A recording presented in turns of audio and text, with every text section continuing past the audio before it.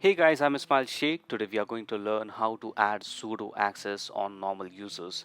So generally system administrators can do so.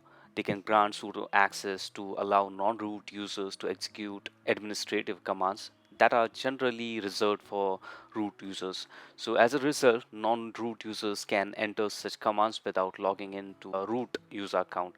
So these are like special privileges just to give extra access to normal users. So let's get started. Let's move on to the practical part and check how we can do so.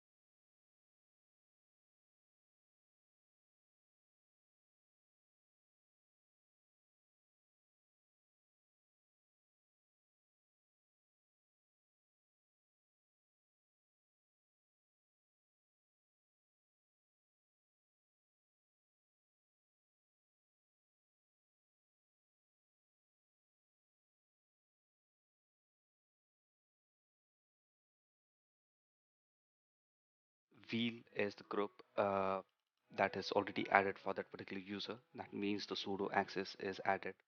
So that's how you add sudo access for any normal user. So thank you so much for watching this video. If you like it, please hit the like button and share this video with your friends and subscribe to my channel. Let's learn.